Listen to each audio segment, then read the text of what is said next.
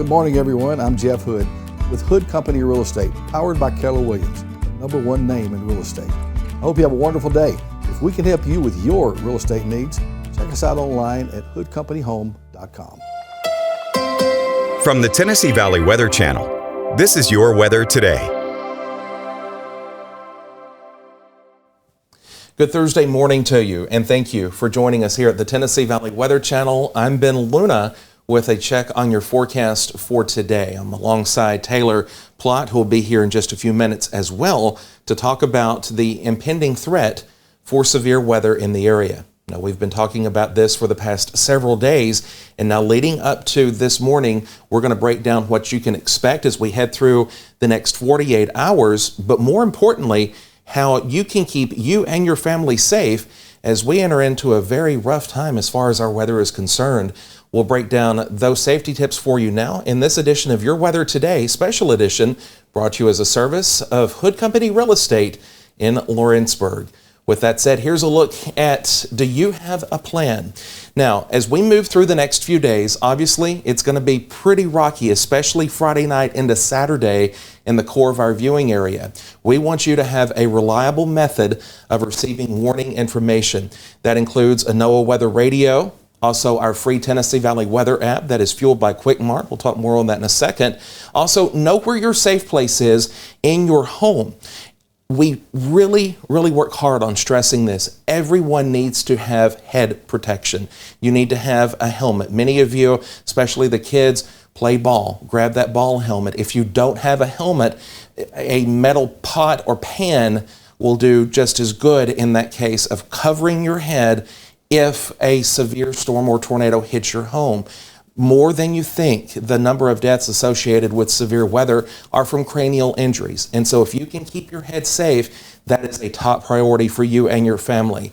And as many of you know, a mobile home or a vehicle is not the place to be because those can be picked up and blown quite a ways. Let's break down tornado safety for you. A basement storm shelter certified safe place is the best place to be. Also, keeping to the most interior portion of your home on the lowest level of your home.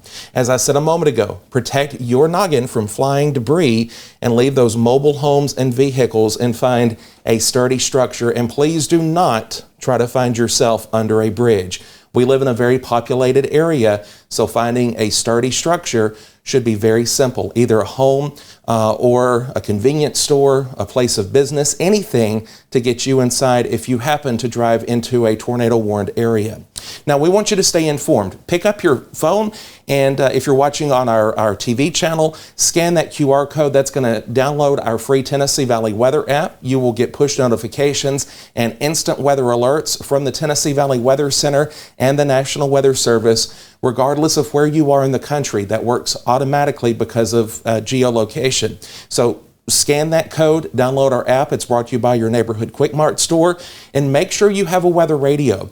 We're transitioning into an overnight severe weather event, and so having that weather radio to wake you up early Saturday morning or late Friday night is something that is going to be invaluable of keeping you and your family safe. And as always, you can download our smart TV apps. We're available on Roku, Apple TV, Amazon Fire TV, and on YouTube. Just simply search for Tennessee Valley Weather, and you can find our channel access that is always on to keep you and your family safe during severe weather. Now, let's talk about exactly what's going to happen as far as the breakdown for this threat is concerned.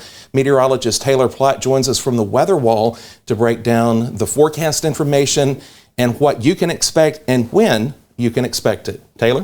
Thanks, Ben. Yeah, again, our window of opportunity starts to open up on late Friday evening into the early overnight hours going into Saturday. So while the stress for the bigger severe weather risk is on Saturday, we still can't overlook this fact that's moving in on Friday. Now, we don't really know exactly how the storms could pan out on Friday evening. We could have quite a few storms that develop out here across Mississippi and track into our area in southern Tennessee and northwest Alabama.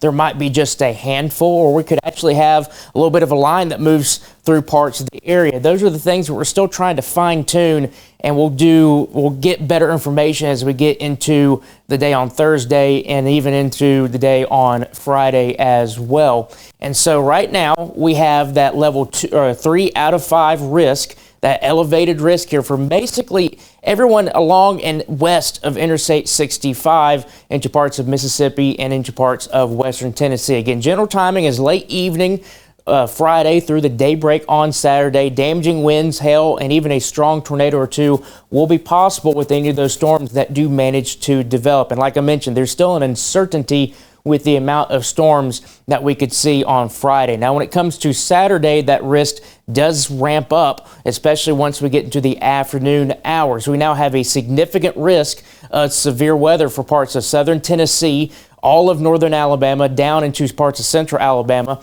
across parts of northeastern Mississippi, and parts of extreme southwestern Tennessee here, talking about Hardin County and places off to the west and south. The general timing on this is mainly during the afternoon hours, but there is a chance that there could be some activity that happens during the late morning. That's another one of the things we're trying to figure out, and once we get into the higher resolution model range, we can fine-tune those details. So there's a chance that some of the storms could start to pop off once we get into the morning hours, and then we'll just continue to move across the area during the day. Supercells and then a main line, that's what we're watching for on your day Saturday. That will contain the threat for damaging winds. Some of those could be rather significant. We're not talking about something that's generally around 60 miles per hour. They could be on the order of 70, maybe 75 miles per hour. Some large hail, some of that large hail could also be pretty significant. We're talking about golf ball size hail potentially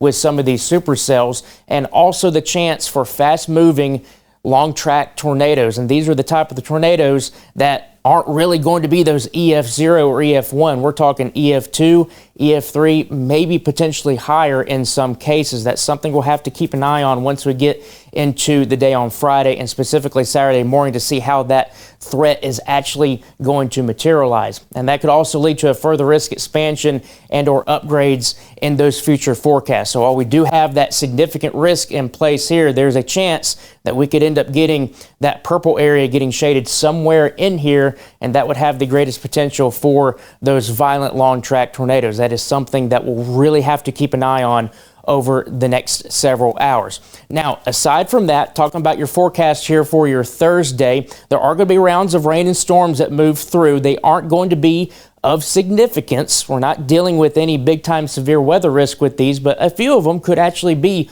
on the stronger side with a little bit of gusty winds, maybe some smaller hail. Here we go for Thursday afternoon.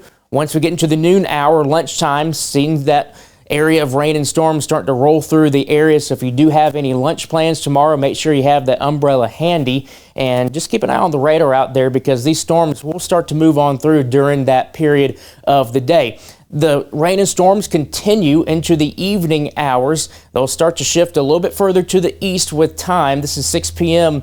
this evening, and that's now getting into parts of the eastern part of northern Alabama. So you're starting to dry out across the western part of the area, still seeing some of that rain on the eastern side once you get into the evening hours, and then everything dries out, and then on Friday morning we will start to see a pretty stiff southeasterly wind develop across the area. That will help bring that warm moist air up into our area and set the stage for storms, not only potentially on your Friday night, but also into your Saturday as well. Your Build Your Day forecast, again, rain and storms expected. Temperatures still getting up into the mild side, up to around 71 degrees once you get into the afternoon. Here's a look at your 7-day forecast. Again, that chance of storm, 71 tomorrow. We get near 80 degrees on Friday. Temperatures right around 77 degrees for your high Friday, and that severe weather threat Saturday. So please stay weather aware over the next couple of days as we get into the day on Saturday. Beyond that, things are looking fantastic. We cool down a little bit on Sunday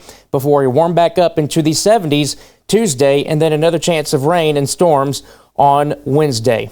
That's a look at your latest forecast. We'll have another update later on today with your latest information on the severe threat.